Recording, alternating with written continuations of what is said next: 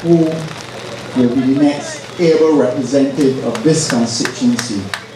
And that lady is in the person of Amoy Gilding Bourne. Amoy, please come to the podium.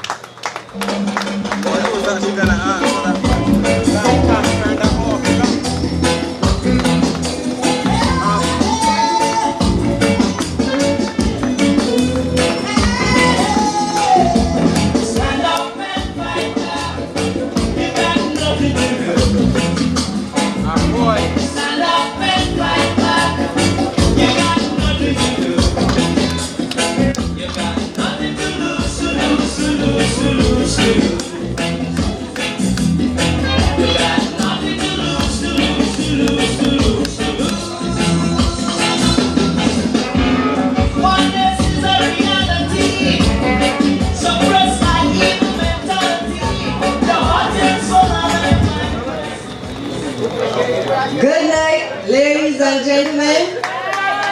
Good night, Christchurch East.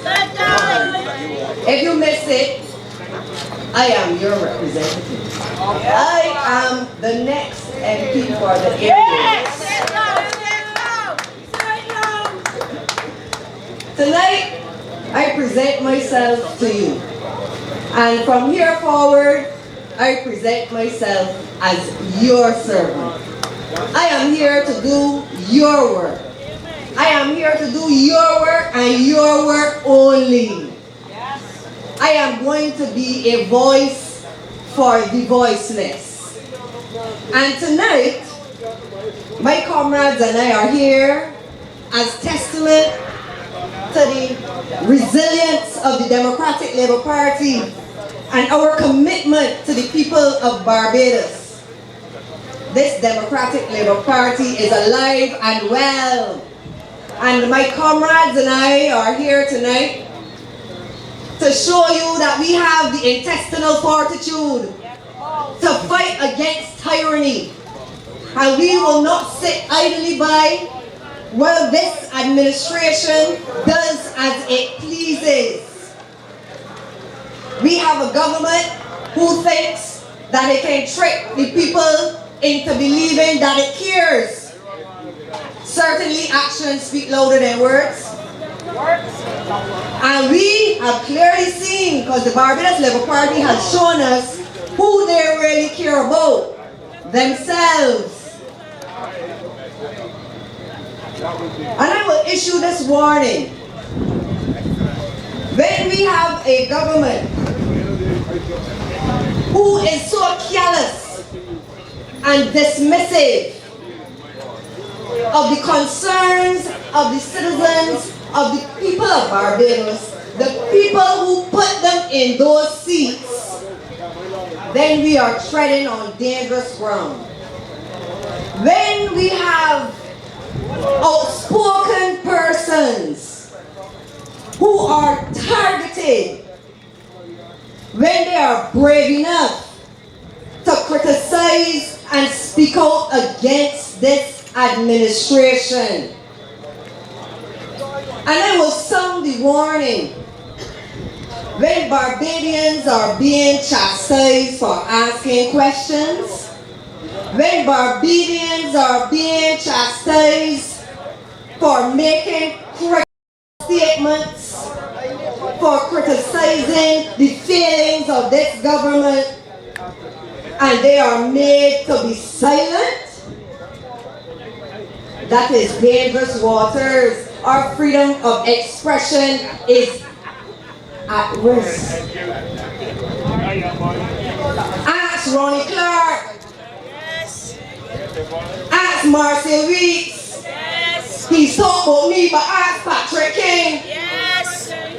Ask politically incorrect, a gentleman that is host a blog talking about Mia Motley administration and failures. Ask Bongolites. Hey, ask me. Cause get target too. They want to silence us. But that will not happen. They're trying. But last time we checked, we don't have a dictatorship around here. And I guess a lot of us have smartphones now. But a quick Google search will tell you that a dictatorship is a government with one person or a select few who have absolute power. It is the type of regime that uses scare tactics, propaganda, and intimidation, while suppressing civil liberties and political opposition. But I heard my comrade say just now, Ms. Dujon, we do not scare easily in the Democratic Labour Party. So you could take your scare tactics, and according to the, when you was young, you could fly a kite over Uncle Charlie's fence, because we are not going anywhere. We are going to hold your feet to the fire. That is what the Democratic Labour Party is here to do.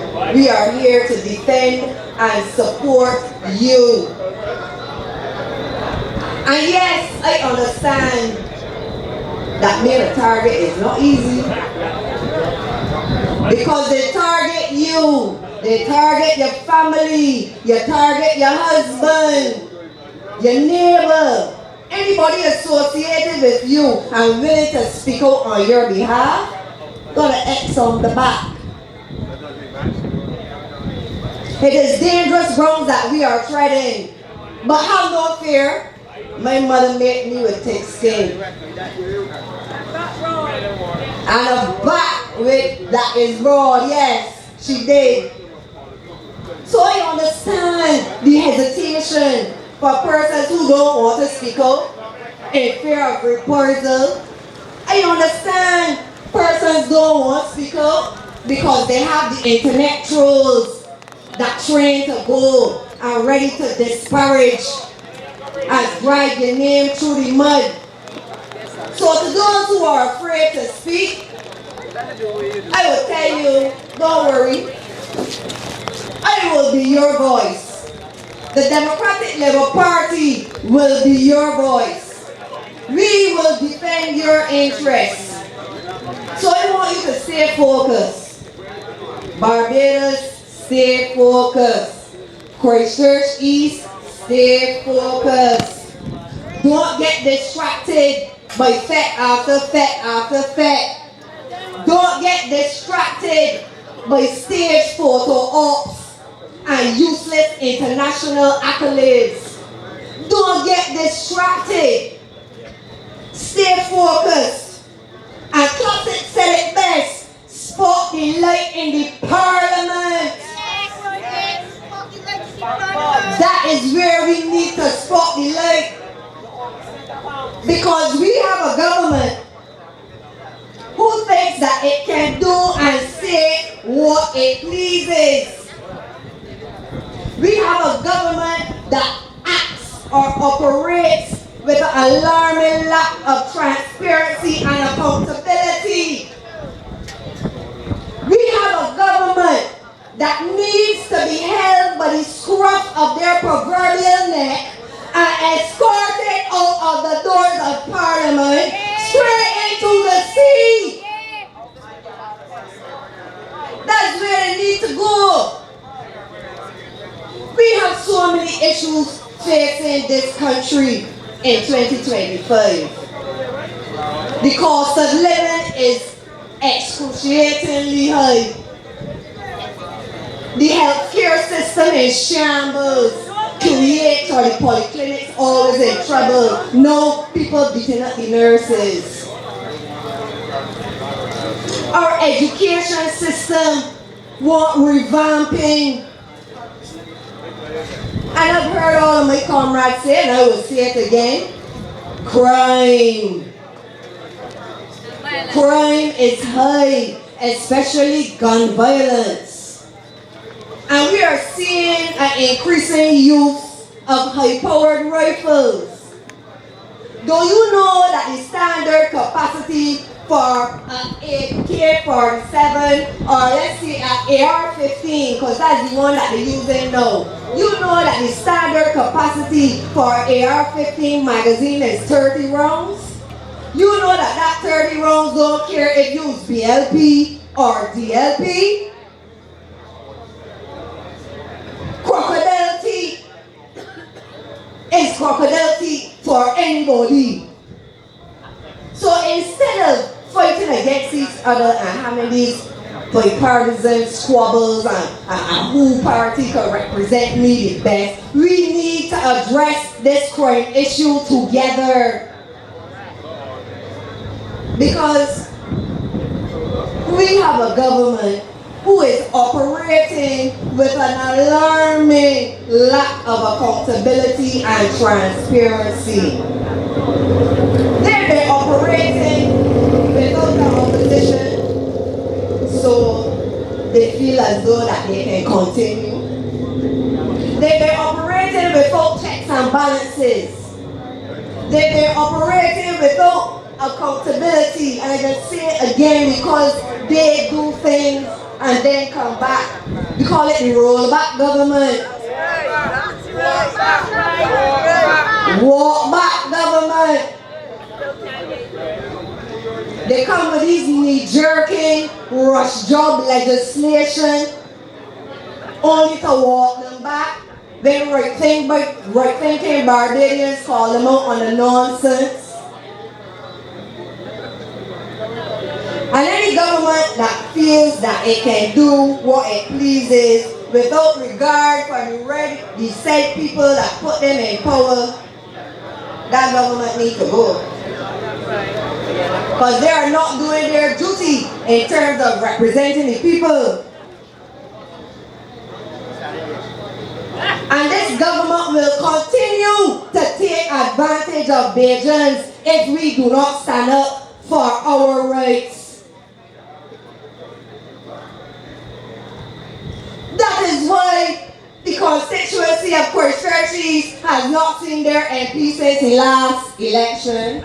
Yes, they're getting cheeky. Yes, that's true. That's why the roads in Hopewell, right in front of the constituency office, still want fixing. That's Hopewell, Parshland, Time Bottom, Ferry Valley, Gibbons, Pilgrim Road. Man, the list could go on. After 7 years, you need to tell me that he couldn't get none of these roads fixed properly?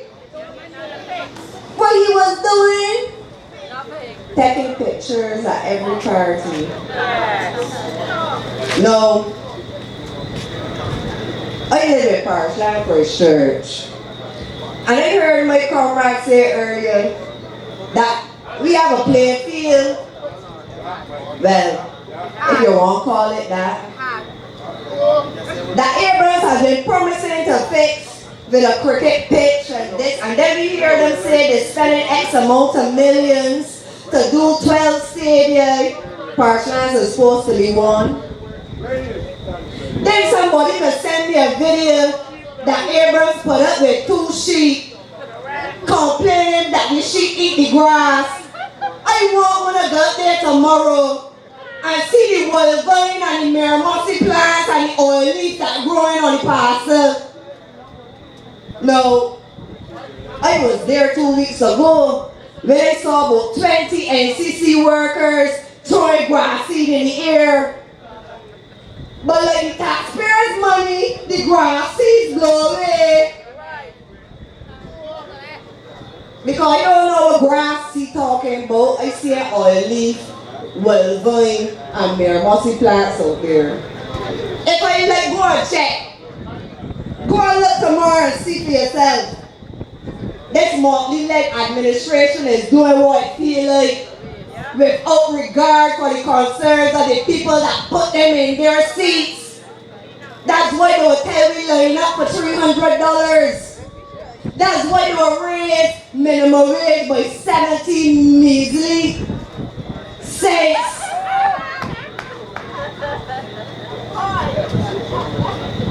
That's why every time you turn around is tax. Tax. your back, tax on your side, tax on your head, tax on your foot, tax in the front, tax in the front, tax.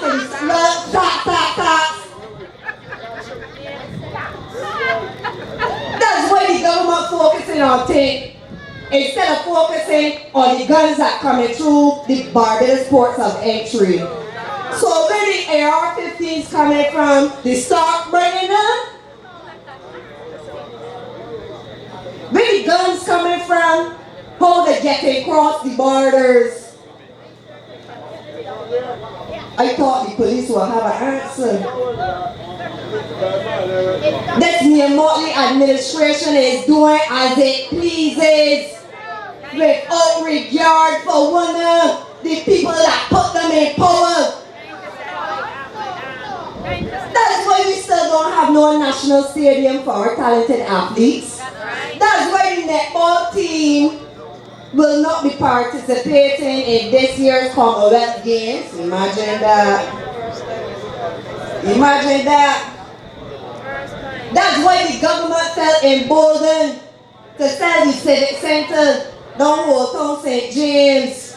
And they then gave 2 walk-ups about how the people get on about the 5 free acres that they give it to Afrimex Bank.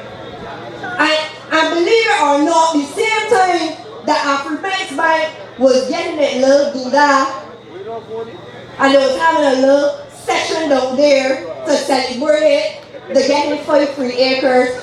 People houses at Duncan St. Philip was being bulldozed. It happened in Christchurch East too. But you ever listen to them good? You ever listen to them good?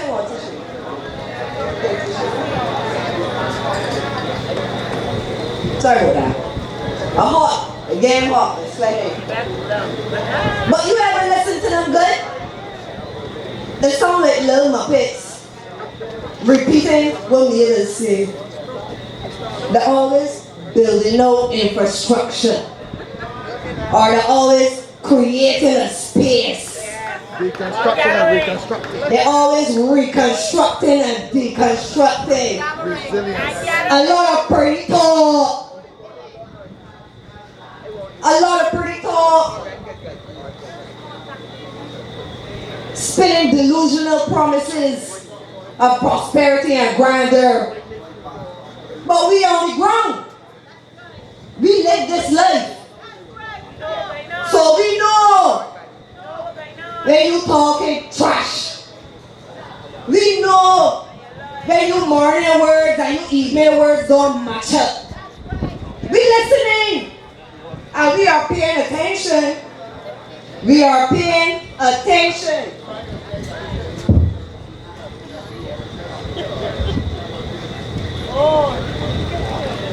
No.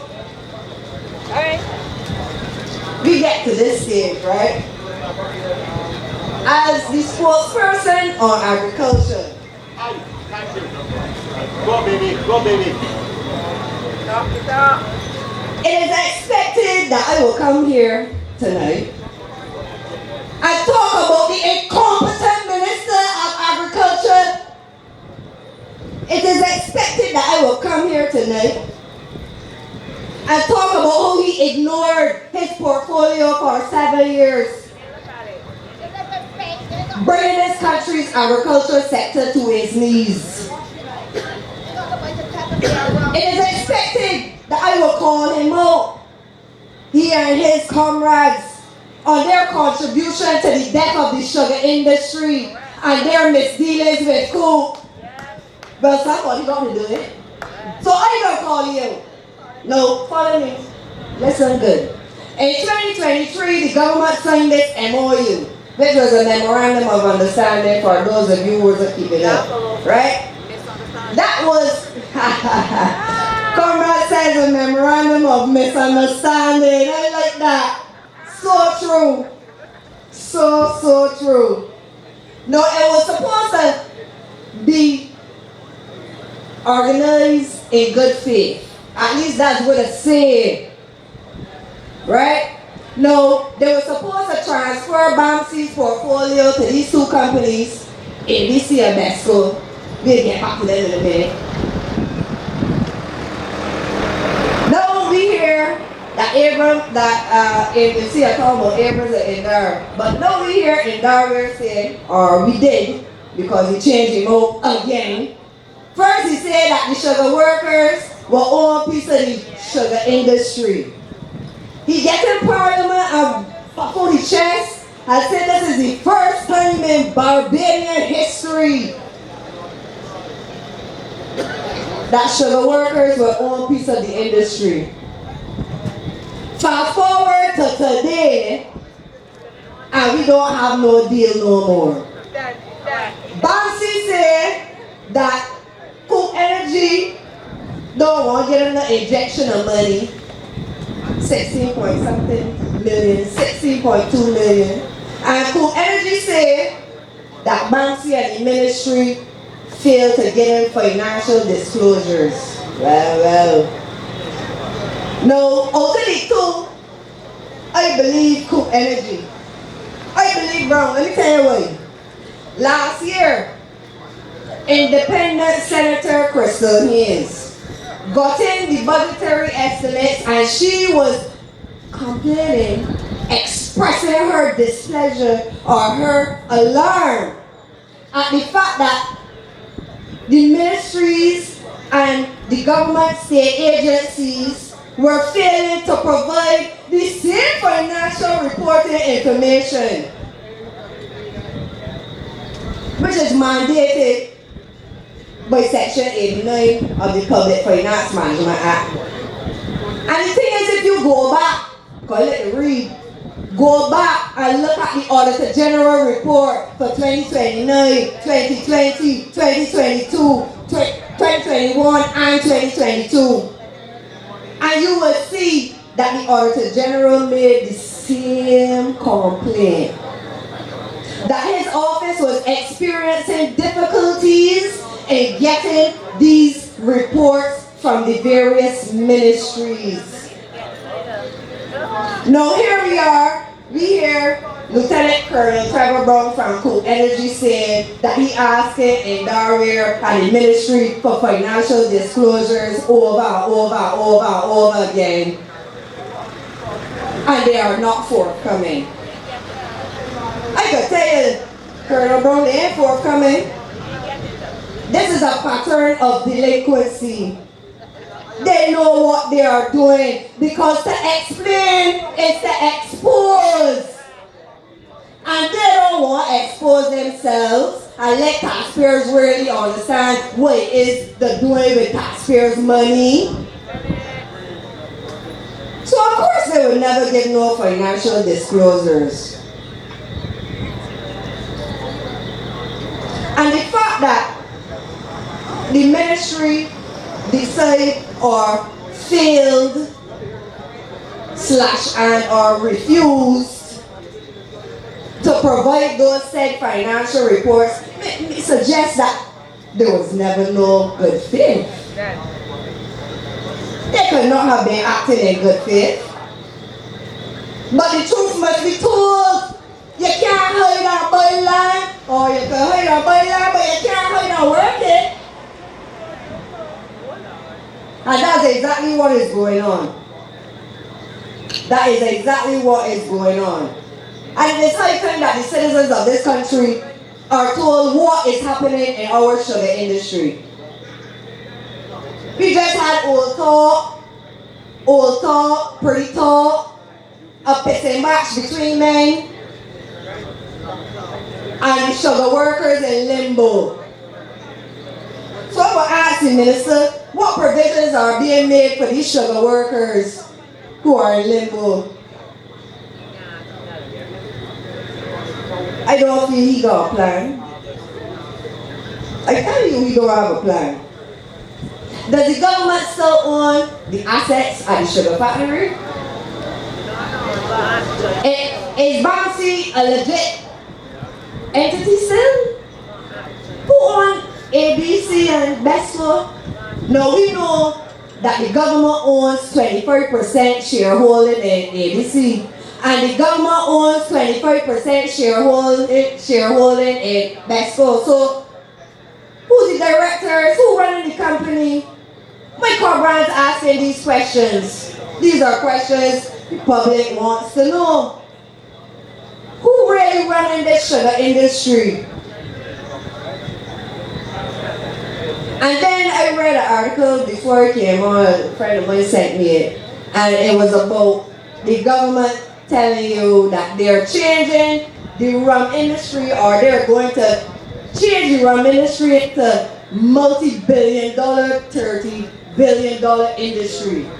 And I read what it was, his name is Richard Seaton, the rum man, yeah. They see he called him a bunch of idiots. Well, he said foolishness is a pipe dream. But glad that he thought he was, but anyhow, but he telling me what it is. And he from out there, so I want to see if they tell he nonsense. I want to see if they drag he through the mud. Because he knows what he's talking about. He knows what he is talking about. This government is not serious. This government is not serious about growing this nation. This government is only serious about the parties and the fact after fact after fact. This government wants to keep you distracted. It is trying to tell us that it cures, but as I said before, meal cures less. Or as my comrade said, she doesn't cure, she scares.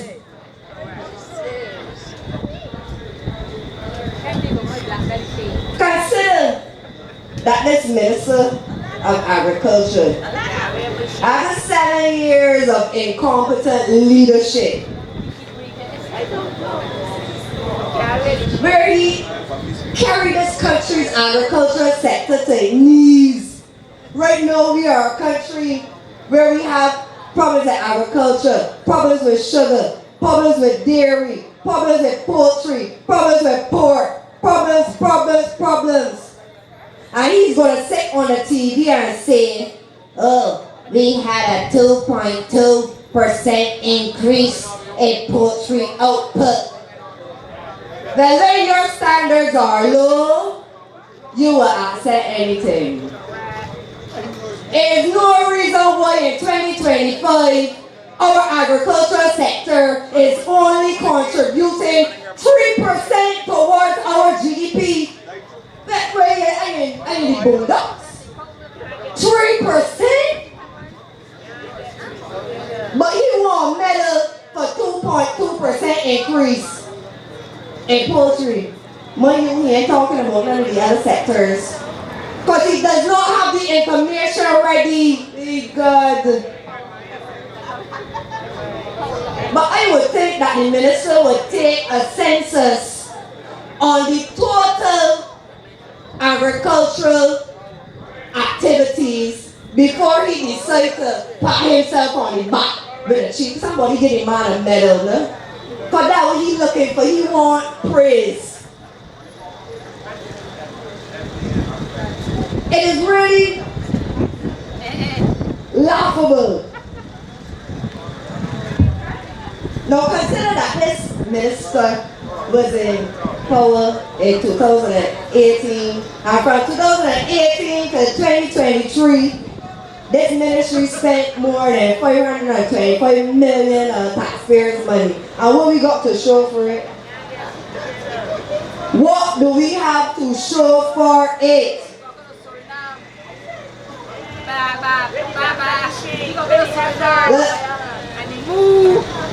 In 2019, there was a major reduction. It was as though a hurricane came in and swiped us straight off the map. We had 98.5% of sugar imports to Europe gone. We ain't exported to Europe no more. We are not the once big, illustrious and brave sugar industry that we once were. And the thing is, at that time, there were a land for the landless program, there was training, there was loans, there was resources available, but this government decided to reinvent the wheel and establish the feed program. Feed program, the Farmers Empowerment Enfranchisement Drive, which has its own shortcomings. Now, you might have heard that I am an attorney at law. Yes, I am, and I am proud.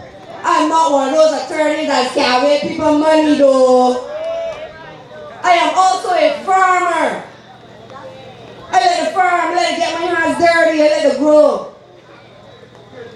I got chicken, sheep, 2 red poles. I got black belly sheep, they ain't get money. I ain't getting money. Right. But farmers are still having challenges. Farmers are having challenges with lack of access to water. We having challenges with land allotment. Some of the land that them allot to farmers is not proper arable land. So production is low, but it's only obvious. And then the farmers still struggling to be able to sell their produce in the market. And the BADMC was supposed to be purchasing this produce from the farmers. I guess that may need a little tinkering, because that's a good idea, but clearly it's not working efficiently because the farmer is still crying. Now, I like to say the facts. And when the minister was talking, he was saying, oh, the critics say that agriculture is failing, but you can't say agriculture is failing if there was a 2.2% output growth. But you forget, there's the same minister that said that he gonna grow rhubarb and water chestnut, failed. He said he would export 1 million kilograms of sweet potatoes to UK, failed. He said that he would start vertical farming, well, failed. He said that he would start back growing cotton, failed. Growing rice, failed. Heifers import once, heifers import twice. We never hear about them heifers again, so you know what? Failed. And apart from sugar and all of his failings, his greatest failure yet was the Black Belly Sheep Project. Barbados is in no better position than we were before we gave away more than 1,700 Black Belly sheep to Guyana. We are in no better position before we gave away sheep to Suriname. So we get sheep to Guyana so Guyana can prosper. A nation that is already food secure. You can imagine this nonsense? I love my GT people. Guyana is food secure. Right now, Guyana will have a mercury Black Belly sheep turnover. Right. We didn't see a carcass. We didn't see no lamb, no mutton. We didn't see no Black Belly sheep, goat teeth, earrings, nothing.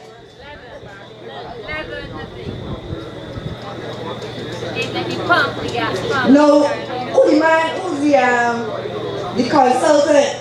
Leroy McLean or Leroy McLean. Dr. Leroy McLean. Dr. Leroy McLean, part he is. We don't know if there was any genetic data collected. We don't know if there was any testing done.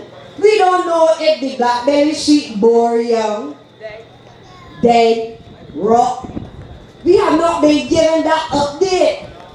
Where can we go to find this information? Where critical minds can analyze this data? Nowhere. Nowhere. This minister does not have a plan for agriculture. He wants to look good doing nothing. And since he find out that I got acre of land at Spencer's, every minute he's one call a meeting. But you can't order me around, sir. And then when he goes to these meetings, the level of arrogance that he displays is disgusting. He is talking to big men and women, you know. Big men and women, hard back working farmers. And he wants to chastise people for going to the media and asking for intervention. He wants to chastise farmers for going to Barbados today or going to the nation and letting them know what is going on. We are being victimized. Our produce is being stolen. And the government does not have a plan to address perennial larceny. But you will get in Parliament and talk lies. He will get into Parliament and talk a berifle of crap. But he fails to address the real issues. Home drums beat first. We should be supporting the local black belly sheep farmers. We should be injecting money in our local artificial insemination program. We should be making sure that we have ample land for rearing the sheep. Support the farmers. Give them a little incentive or for water or feed. Give them some incentive so that they will stay the course. Farmers are the backbone of this nation. And if we do not produce, we will perish. We will perish.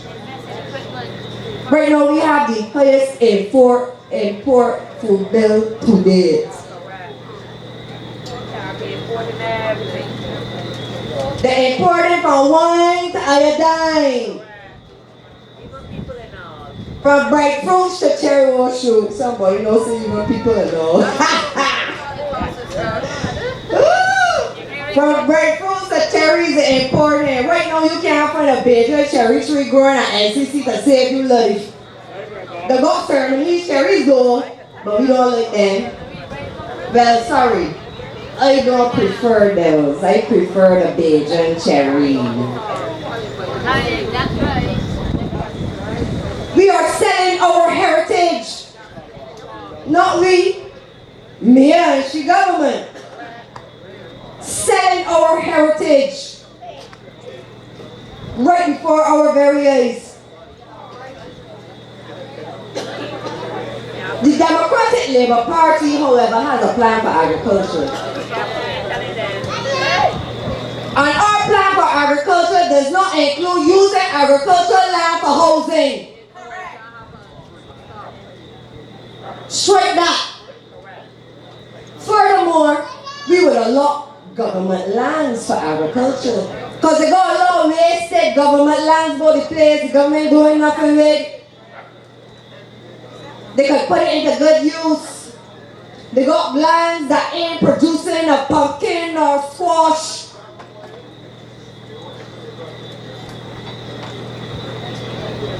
But still, he want an applause for 2.2% in poultry output. We have a plan to support the farmers. A plan that would encourage them to stay in farming.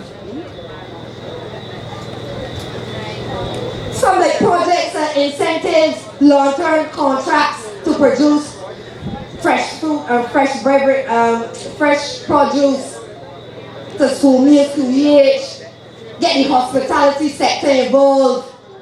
One thing that I would really like to see happen, when and if you guys will help me and I become a part of this party, this government, that I want to see greater collaboration between the ministries. The Ministry of Agriculture, the Ministry of Tourism, I think should work hand in hand. I have a plan for agribusiness. I have a plan for agritourism. This minister lacks vision and drive. He is focused on himself. He is focused on how he looks to the public. He is not concerned with turning this agricultural problem around. He's not concerned about that.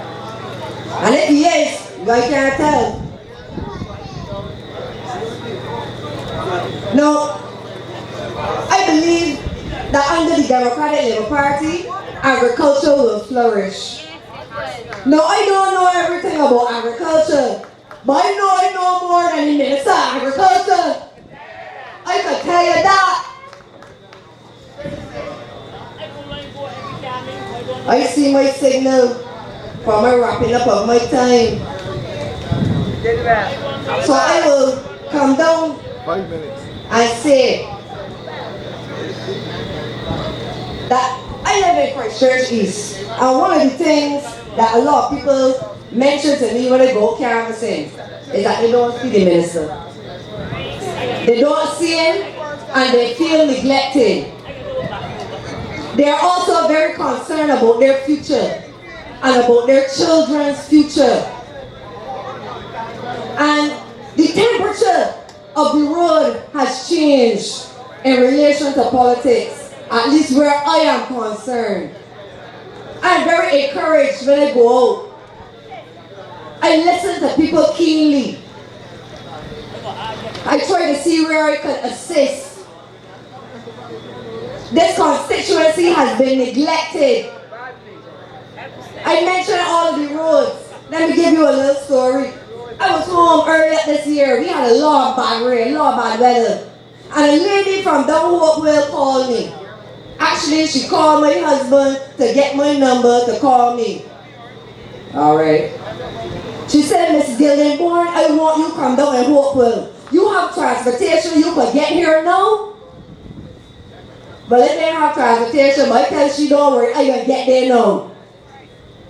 When I get down in Hopewell, the road was flooded. You could not get in or out of the gap.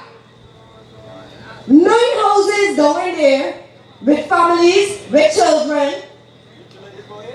Now if I tell you, the Minister Constituency office here, the Hopewell gap that the woman live at is here. You mean to tell me that you see them people gap fill up with water for 3 days and you drive past that gap and you ain't even had the common decency to check in on them people? But hold on, she called me. No, I ain't got no big set of money, but you know what I got? I got resources. One phone call. She no longer has a problem. The gap is sorted out. The rollers and the top mix and everything went down through there. So I got 9 families down Hopewell that can vote for me. For the Senate, I'm gonna vote for me. Them 9 gonna vote for me though. And you know what? The next 3 days, the woman called me. You know, Abram sent he people down to the gap. With no pretty talk. People tired of that. They just are really fed up, you know. They just are fed up. The fed up. The third. So then, Chatlin and Nadia come down to the guy calling him. I like Nadia. Chatlin is my neighbor. He don't talk to me, say start politics. Believe it, he don't say a word to me. I can stand for he neck too, and he boss. Because he boss for the other job. It is time that this constituency gets proper representation. It is time that the money trickles down. It is time for us to stand up and show this Barbados Labour Party what time it is. They cannot continue to do as they please. They cannot continue to ignore the cries of the Barbadian people. And instead of focusing on me, he should focus on what it is he needs to do to get things done.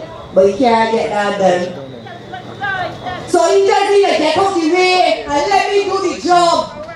Because I could do a better job. And I'm blowing my own horn or nothing like that. But I could do a better job. He should concentrate on making sure that the prison officers get the COVID money and the back pay. He should concentrate on fixing the prison generator that got people locked up in there when the electricity go off. That's what he should focus on. He should focus on what the prisoners in 2025 eating manna rice and peas leaf. A lot of one don't know what that is. Because one don't live that life. Prisoners have family and then family does go too, you know. Yes. Focus on fixing the roof in the visitor center at the prison. That's what everyone should do. That the flood out and you got to put standbys by the door because the rain is seep underneath the people's jail door.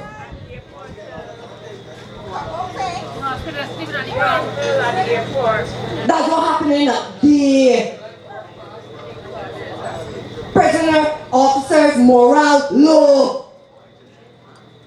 Get the medical unit up at the prison working properly so that the prisoners don't go up to years so that they can escape when they get under supervised. Put some actual medical professionals up at the prison. Don't just call it a medical unit for so. Concentrate on what the prisoners in there in the commissary, no toilet paper, no nothing. Concentrate on that. Concentrate on fixing the prison. Concentrate on paying the police officers some more money. Concentrate on that. Concentrate on giving the police officers some insurance coverage. As far as I'm aware, they don't have. Correct me if I'm wrong. But they should have that.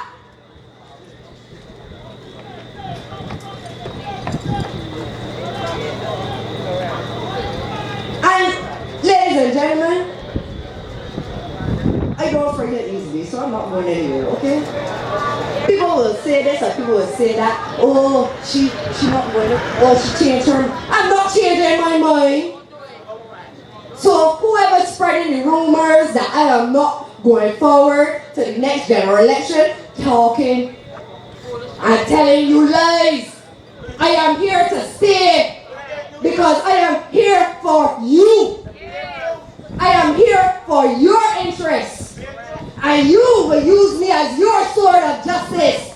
And together we gonna cut the head off of this tyrant in the next general election.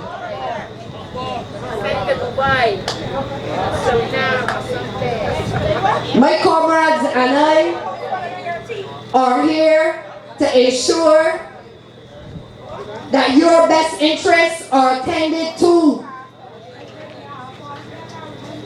And rest assured, Christchurch East, I am here for the way. I am here to ensure that you have a voice.